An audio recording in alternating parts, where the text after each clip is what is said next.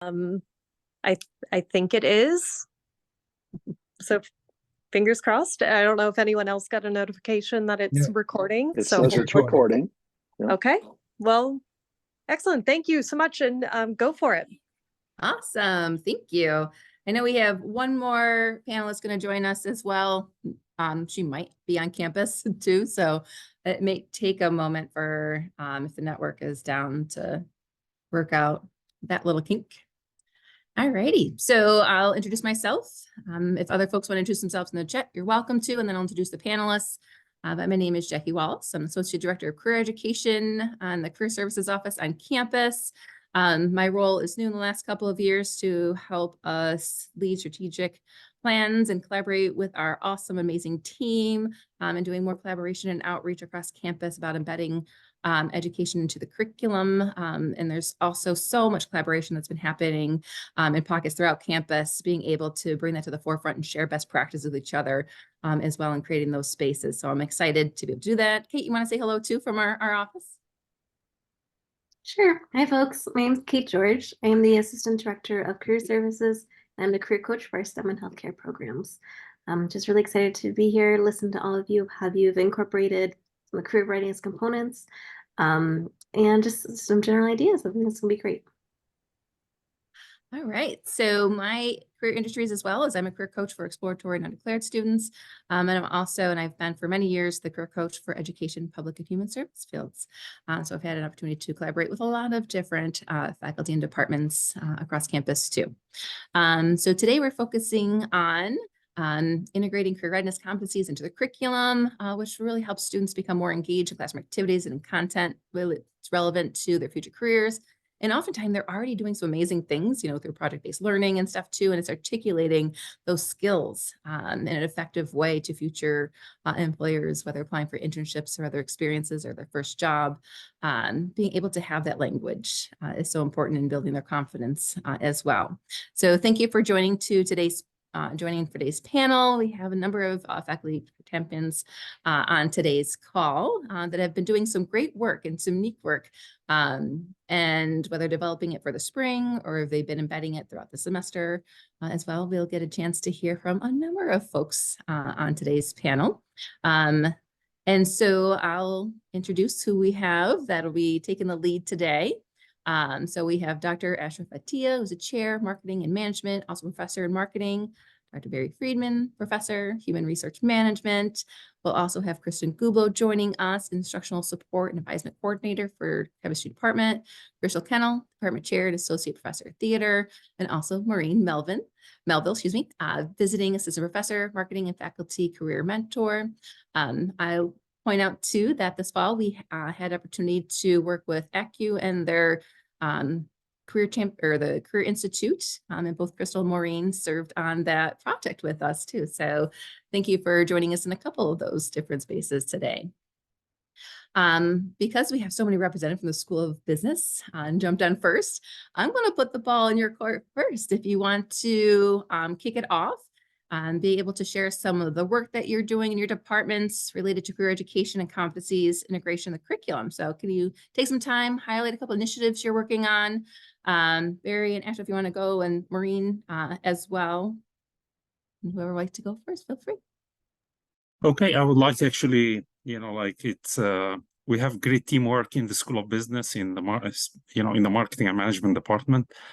Also, so we are, of course, like having Maureen with us as our School of Business Marketing and Management, faculty mentor for our students in terms of career. Like she has been doing a lot. I'm not going to speak on her behalf,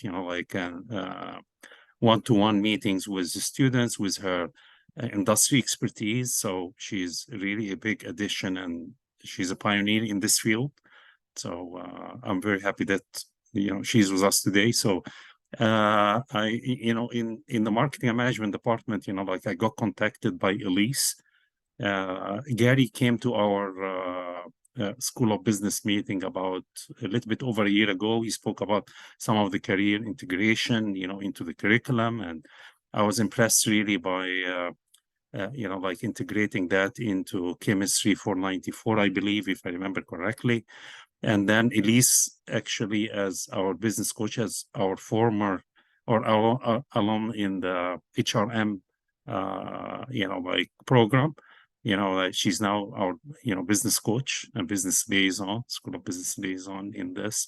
So she approached me actually in the beginning of the fall semester, and she said, "Why don't we do this?" And then we kept going through the competence, and then she said, "You know what? Can we start with HRM since this is my major, so I know it the best?" I said, "Okay." So started actually initiated the discussion with our wonderful colleague, Professor Barry Friedman, who is the coordinator for the HRM major.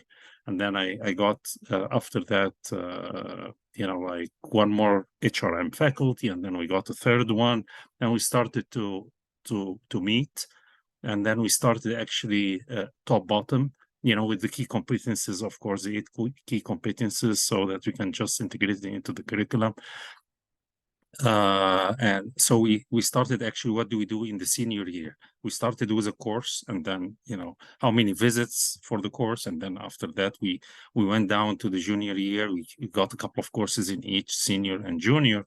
And then we like after tightening things, and I don't want actually to step on my colleague's Barry. He has a slide, so he can walk you through it. And then after that, we go down after that to Management 261. Here, Maureen joined us, like in that initiatives. And then our colleagues who are teaching the Management 261, which is basically a required course, business organization, which is a required course by all the School of Business students.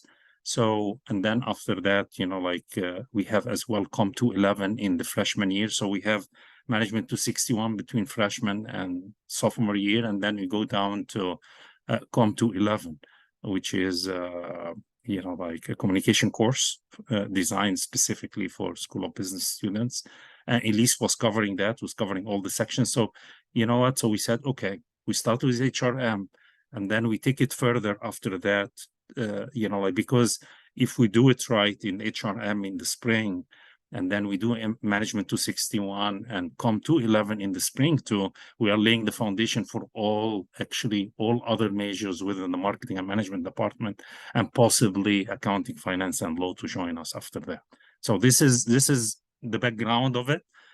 We started actually by integrating, by having a course, like every, 1 credit hour courses, throughout the 4 years of colleges. It went through governance.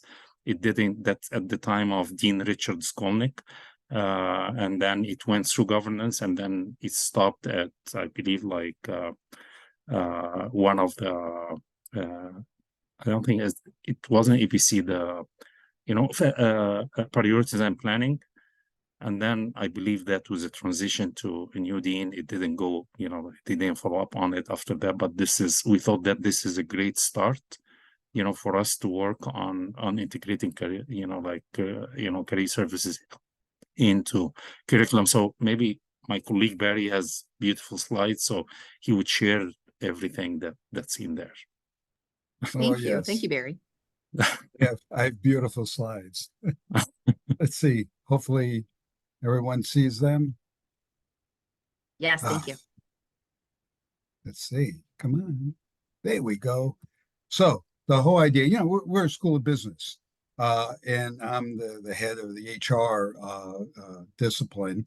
And you would think we would practice what we preach, as far as interview, career development, all those things. And what we found is, we were strong on the subject matter, but not really good on the career preparation part. So in the past, as Ashraf suggested, we tried for credit-bearing courses. And the problem with credit-bearing courses is that if your plate is full, something has to fall off to make room for it, even if it's 1 or 2 credits kind of thing. So, and there's so many steps to go through in governance and stuff. And then we thought we would have career services come in, here and there, and they did a great job, but it was kind of like a spotty, and a lot of times we found that we were hitting students too late. So here's where with Elise and prodding us along effectively, I might add. The idea is if you can have a comprehensive, systematic approach to this through the 4 years that students are there, that would be much more effective.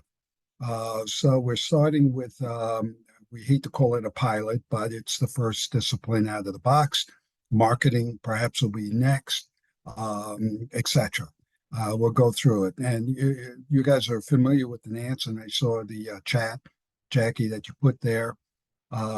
But they define career readiness as just being ready to move, from the classroom to the workplace and have the competencies that employers are asking for. And, what are they? They're these. And hopefully, perhaps you've been exposed, I know, by function of what you're doing. Most of you have seen this. And I did see the pre-reading that John or Jackie you put in there. Thank you very much. I did. You're welcome. Yeah, I actually read it. Isn't it exciting to know that Great role model. someone has Thank you. done pre-reading? Yeah, as opposed to our students sometimes. But in any case, these are 4, and then these are the others. Go to the reading for a little more detail. We don't have time for all that. But the idea here is, if we have the 4-year, first, sophomore, junior, senior, we can have career services come in and talk about career coaching, resume building, and then build on the sophomore year and perhaps hit each class that I'll show you in a second, once, twice, through maybe more in a semester, so that, there's an ongoing systemic approach to this. Now, these are hands-on skills. It doesn't really go directly to the Nance competencies. So in order to make this a seamless 4-year experience, as Ashraf was beginning to say, and this is just laying it out a little, the first, second, third year, specific classes, these are core, they're all taking it in the HR area. And it just so happens that things like Management 261, that's required of all business students, regardless of what their major, finance, accounting, etc. would be. So we have these intersections between career services and ourselves, and this is a huge, huge help. Some of the challenges, and we're still in the creative spot, is to have for each student a record of where they are and what they've accomplished.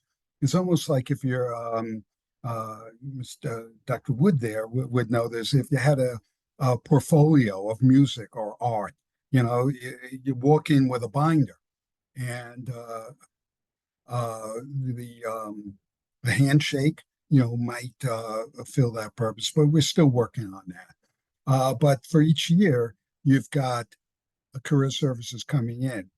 Now, for each of those courses that were previously listed, we've got the Nance. Now we're putting the Nance competencies into the classes. So what is this? Unfortunately, the menu is covering which course is this? The menu is, I can't get rid of the menu. What does it say on top? What course is this? Connecting HRM 463 to your career supplemental. 463. Okay, thank you. I don't know. I can't get rid of the thing on my screen. It's covering it. Weird. In any case, so critical thinking, as an example, is one, and at least kind of helped us with this format. For each one of these courses, we have a link of what happens in that course and linking it to one or more of these enhanced competencies. And so what you do in the class relates to in the workplace, in this course, and even something more specific like a cover letter or resume, where critical thinking comes in to there. And there's just quite a bit of these critical, because 463 is compensation management, compensation and benefits management. There's a lot of analytical thinking. There's a lot of critical thinking. There's presentation skills. There's visualization of data. There's all kinds of things that are related to those very competencies. So it is not hard to link the NANCE competencies on an ongoing basis with courses throughout their 4 years, right? So maybe thoughts and reflection. Maybe Maureen would want to add her 2 cents, and then maybe there are some things that you want to talk about. Maureen, chime in, and then we'll have Krystal then take it over as well to talk about the theater department too. And then we'll do some reflecting as well as we kind of Sure. talk about what we learned. Sounds good. You know, there's a lot to this. It can feel really overwhelming. As someone, you know, who's been in the space of hiring people for 20 plus years, was just a part of the job. And as now someone who's faculty, it no longer was part of my job, kind of. And so I understand how sometimes a lot of this seems daunting as faculty. And my biggest piece of advice is to just pick one thing. Focus on that one thing in one class. Do something. About 6 years ago, I started teaching at the school, and I chose one class and started doing mock interviewing within the class. And that felt good. It was something that I could do. I had a couple professors come and sit in on it and kind of see how I ran part of that class with running a mock interview section of the class. And I picked one thing and I focused on that one thing. And I think for all of you, you kind of all know where your strengths lie. And if you feel overwhelmed, like you're not exactly sure where to start, we have a fantastic career services crew that can just guide you, give you that one thing, that one piece. For example, I worked with an accounting faculty member over the summer. She was recreating her 200 level accounting course and wanted to add career prep pieces to the course. So I just sat down with her and we talked it through, and she incorporated me into her class where I would come in and give advice and talk about things as a hiring manager that I look for. I spent time with all of her students individually in the class, as well as individually in my office. And as I started talking to other faculty, folks would ask questions like, how can I do this? How can I incorporate some form or fashion of career readiness and career prep into at least one of my courses? And you guys, you can start with a resume. You can start with asking to see a resume, giving a couple points for it. Just start with something. Because in my opinion, the more we add these little pieces, it adds up. Because then I get those students later on that say, yeah, in this class, I was required to hand in a resume. Yeah, it wasn't very good, but I was required to do it. And yeah, I still have that document. I work with a lot of students one-on-one, as Dr. Attia had said. I meet with usually over 200 students a semester, one-on-one, going over everything from resumes to LinkedIn to how to use Chat GPT in the job search, which is a huge piece of what I've been doing. And they often go back to those required things that they had to do in some of their classes. A required resume, a required cover letter. Those are the things that are still saved in their computer that they go back and bring to me and say, I need to fix this. Or they bring to career services and say, I need to fix this. So start small and build into, as Professor Friedman and Professor Attia talk about, layering things in and talking about the NACE competencies. Understanding those, I think, is really great, because I would bet money that all of you are doing some of these things already, and identifying what you're doing already, I think, is a wonderful first step as well. Saying, oh, okay, so some of these assignments, some of these activities, these would fall under these NACE competencies. Show the students that make the connection for them. Explain even further how what you are doing really truly does prepare them. I know myself, I often think, well, they should know that. I mean, right, they should know that. That's something they should know. No, no, not often. And that's okay, right? That is okay. It's up to us to help them make that connection. It's up to us to do that. I'm happy to connect with any of you if you want to bounce some ideas or if you have questions. Career Services is a fantastic group that is awesome at this stuff as well. I've worked with Elise. Elise and I have both been plugged into different classes to help students with mock interviews. I'm helping students right now. As I said, ChatGPT is a really big piece on how to help students use ChatGPT for the job search. So there's lots of different ways to take this. So don't get overwhelmed. Take one thing in one class and just start. I'm happy to help you too. Maureen, I'm excited just listening to you as well. Your Oh, good. enthusiasm is contagious. Thank you. All right, so we'll continue to go back and have some other questions with school business, but I want to, make sure we have time to showcase a couple other areas that have been doing some amazing things. Krystal, the floor is yours. Hello, I likewise am inspired by Maureen. Well done. I'm like, yes, let's go. So I just wanted to talk a little bit about what we're doing in the Department of Theater. I'm the chair of the department as well as an associate professor. And similarly to the School of Business, we've integrated specific stops in our curriculum. We're not quite 4 year, we have 3 years. So we have our first year class. And one thing we did is we really looked at our curriculum and which classes, do all our students need to take. And so we check in with them on their first year, and similar to the School of Business, we introduce them to career services, start talking about the resume, and then just this past semester I introduced the idea of these career competencies to them, and I can talk later about how that went with the students. They're very hesitant and a little confused, but I think after I explained things to them, as Maureen said, just take the time and really explain why this is important, because they don't really connect it, but it helped. And then I think by the end of the class, after we reflected some and I had them do some group reflection, they found the positive, and they were able to make the connections. And then we have a professional success seminar that students take in their sophomore to junior year.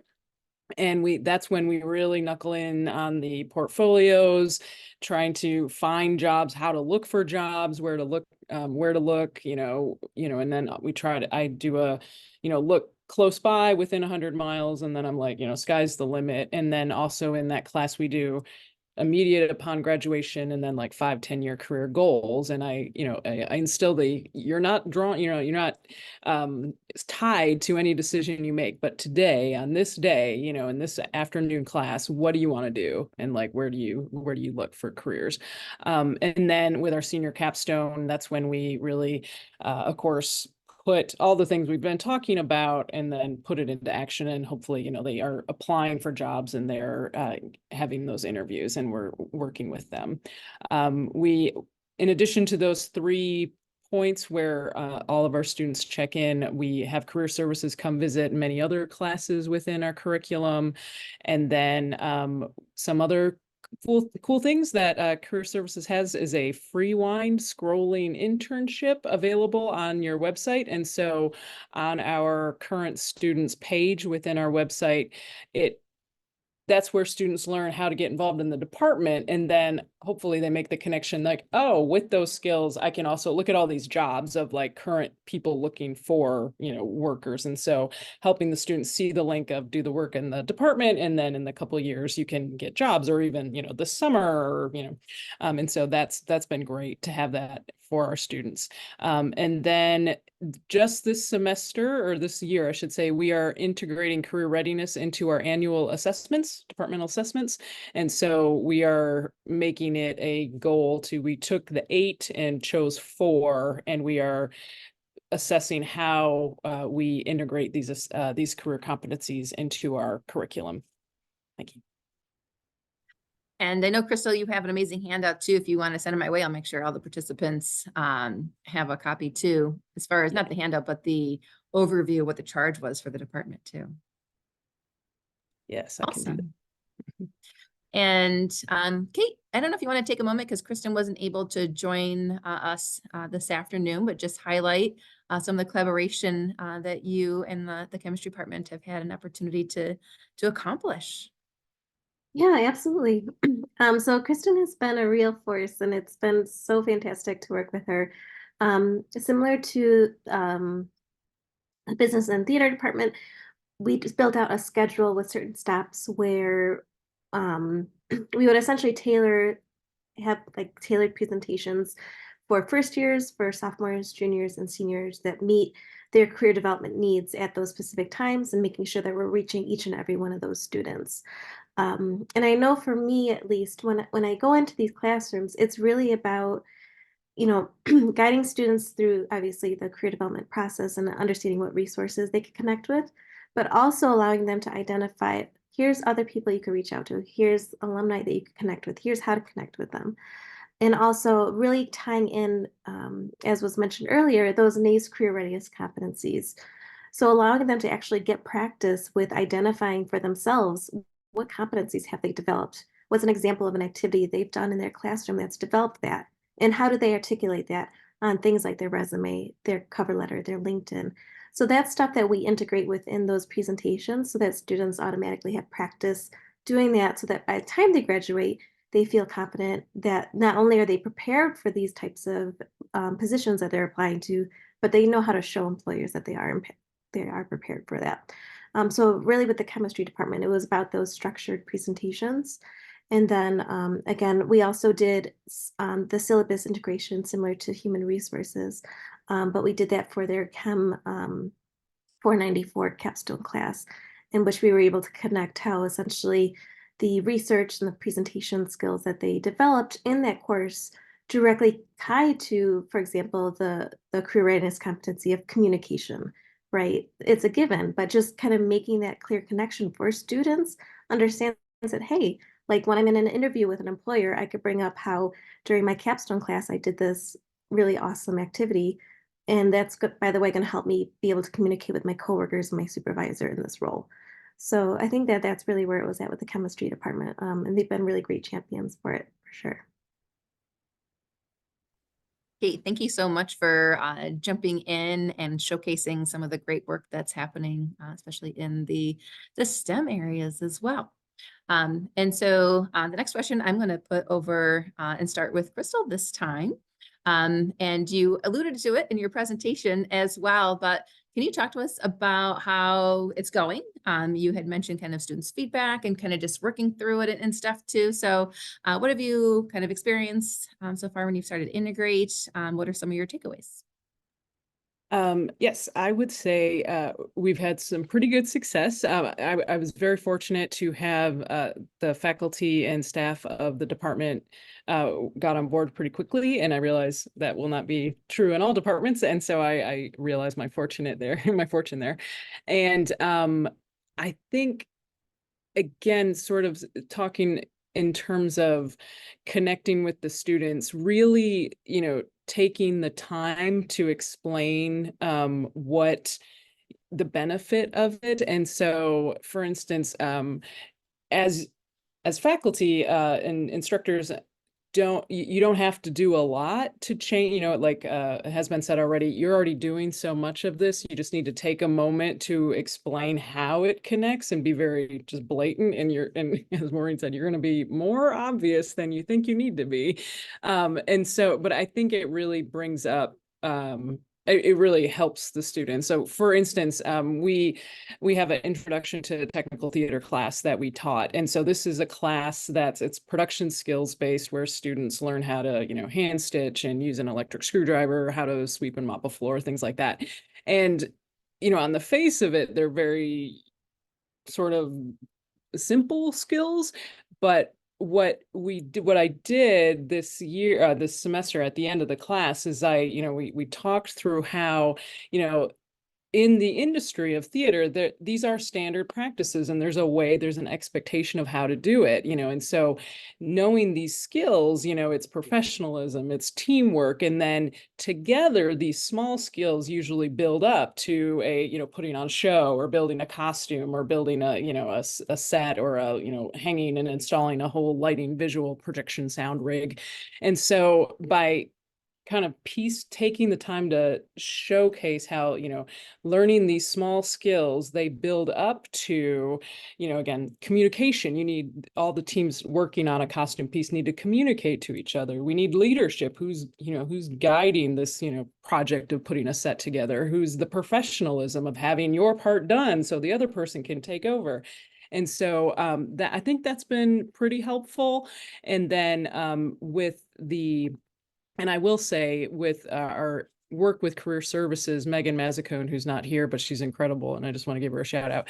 So she's been really great with getting our students just to put themselves out there, because I don't know about your students, but they're very timid and not sure of themselves. And so with the resume prep, the interview prep that Megan does with our students, I have seen, just in the 3 semesters I've been here, a uptick in students putting themselves out there and be willing to go for it, which has been great. Awesome. Thank you so much. I'm going to go over to the School of Business as well. Some lessons learned.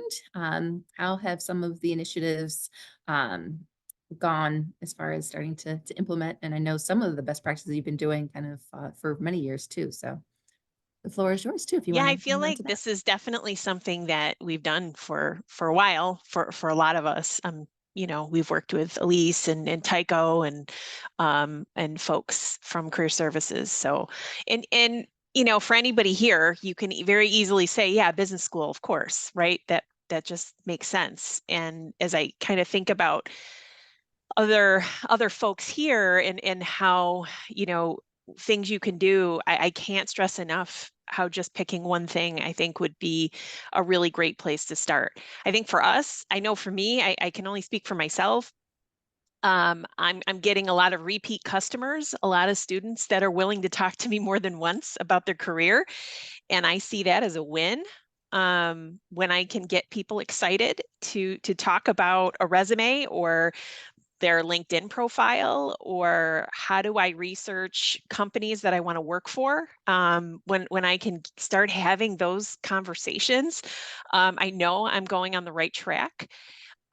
So I think anecdotally for me, I've seen a lot more traffic in folks wanting to talk about careers. Coming off of COVID and everything else, I wasn't sure what this was going to look like, but I will say, even incorporating 1 or 2 things into all of my classes now at this point, I've seen changes in students just over the last few years, for sure.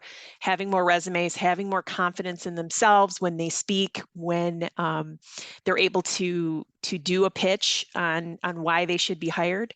Some of these things just aren't coming naturally to our students because they've spent, a year or so isolated, and or have their faces in a phone or faces in a Zoom. So I think as much as you can get them talking to each other and talking to you in class, outside of class, the better it is for them, for you, for everyone. It makes them more confident, and that's really the goal. Companies, industries hire confident people. Thank you, Maureen. Maybe a few insights from my end. One is start early. When we're talking about 4 years, and building and cumulative, as Maureen would say, start with one thing and then build and build and build and reinforce the previous thing. You heard, oh, that was last year we talked about that. I don't have to worry about that. Well, resume as an example is a dynamic, it's a living thing. So start early, to use the resources available. Obviously, career services is the #1 resource. But there are other things like ask and using mentors, career mentors, and making greater use of advisors, academic advisors, rather than saying, take this course, take that course, that's a prerequisite and all that stuff, is to do the career coaching, especially if you have an in-depth, hopefully, experience in the field or whatever, you have to offer. 3 is, and we've mentioned it a few times, about incorporating the the competencies into the syllabus. I think that's good for students, but it's also good for the faculty because I think, as an example, compensation and benefits, of course, I talked about, that is about as technical, as analytical subject you're going to find in HR, right? Because it's a people thing, people, soft, fuzzy thing. It's very technical. And there are a lot of algorithms, there's a lot of regressions and, a lot of stuff. And it's so easy to get lost in the subject matter and the technical and forget the bigger picture, what's behind the scenes. And these Nance competencies are behind the scenes. For the last couple of years, I've been starting off this course with the analogy of the Karate Kid. Wash on, wash up, right? When he's painting the fence, he's not painting a fence, he's learning karate. And I tell them all the skills that they're learning above and beyond, beneath the subject matter. And I tell them, the employers expect the subject matter. That's a given. You'll know your subject matter. You know how to do a wage salary survey. You know how to benchmark jobs. You know how to do all that stuff. But, it's the other things that make people more marketable, more competitive. So I think the syllabus guides the faculty as much as it does the students. That's another insight. And we're just starting this more systematic thing. We're just starting now with that in HR. So stay tuned. We'll know more soon. Thank you very much. Also wanted to share some space too for chemistry. Kate, any lessons learned or piece of advice? So I think for lessons learned, one of the most important aspects of this, other than the fact that students are going to feel more confident in the long run and know how to articulate these things, is that by structuring it in this way, we're ensuring access and equity, right? We're not just hitting at students here and there. We're making sure that all students throughout the program are getting the information that they need to feel successful in their careers. And if we're not doing that, right, we're missing the bigger picture. We're not being equitable with the information that we're presenting and the opportunities that we can connect these students to, then we really are missing the point, right? So I think that that's really the beauty of the structure and really integrating career into curriculum, is that all students are going to get it. There's not going to be a missed opportunity for anyone. And that's really where it hits home, at least for me. So. Okay, I want just to add a couple of points, if you don't mind, about Please. our experience so far. One thing that I look at this from an ROI perspective, return on investment. The students are looking for ROI on their degree, and the best thing is just to do what?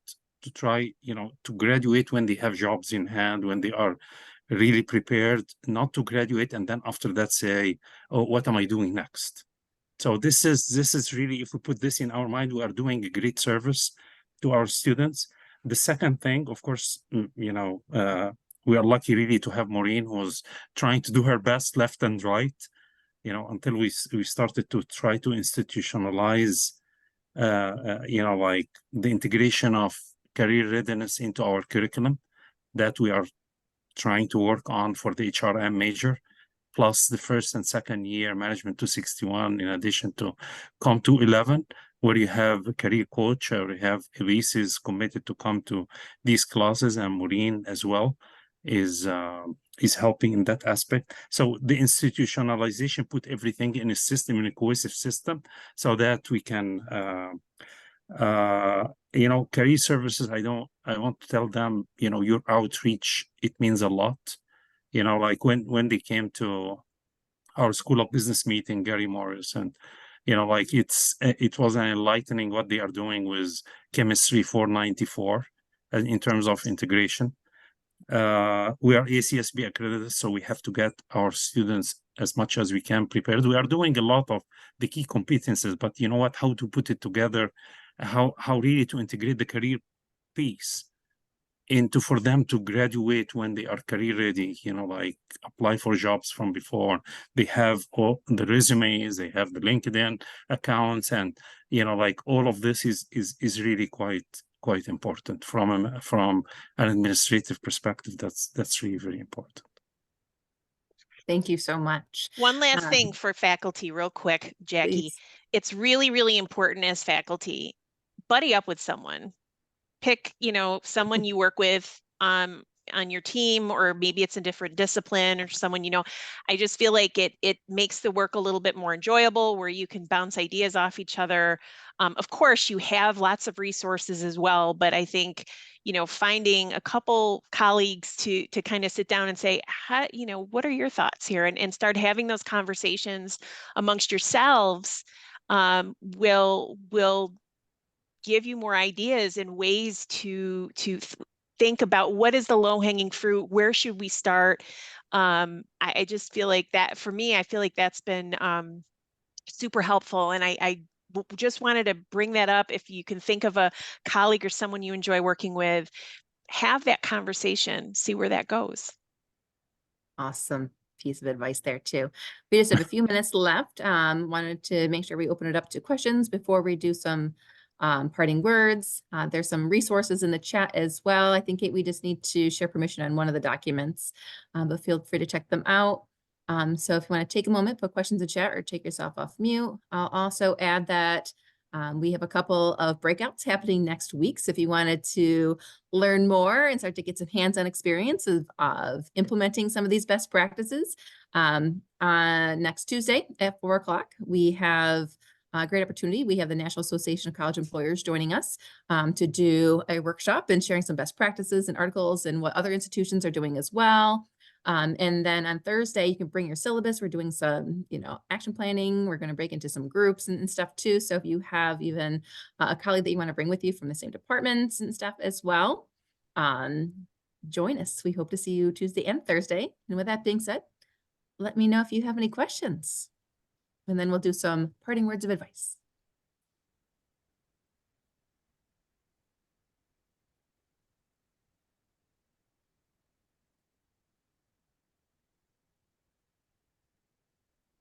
All right, with that being said, I'll keep an eye out just in case a question comes in the chat, but I'll start with Krystal first. Parting words of advice.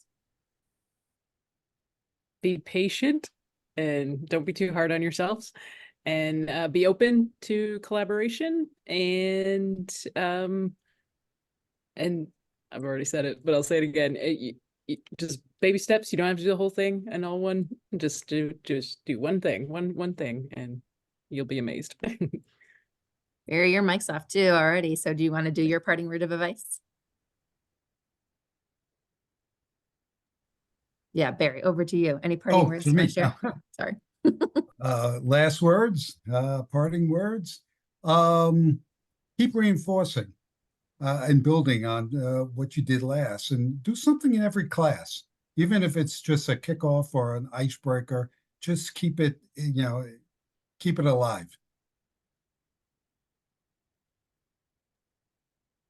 And anyone else is welcome to share any advice that they have too, if you would like. You start with, exploit the opportunity. I got contacted by Elise, which is the outreach again from the career services, and then we capitalized on it. We took step by step, where we didn't act, okay, let's apply everything to all measures at once. Let's take one measure. Let's try to to see how we can do it from one year to another. What are the skills needed, and then be more detailed about it. More, you know, one thing that we talked about maybe is to have, you know, like a kind of, you know, like, you know, having all the students in the HR majors want just to make sure that they exercise all the skills throughout the years. So this is some of the things that we need, you know, like keep a database for it also. That's one thing that we discussed. But the ROI is really a key thing. We have it in the top of our minds. Awesome. Thank you. Enthusiasm. Be enthusiastic about this. This is why they're here. They're here to get trained, to get jobs, so they don't live in their mother's basement forever, right? I mean, we have to help them see the end and what they need for their future and get them excited about it. This should be a very, very exciting time for them.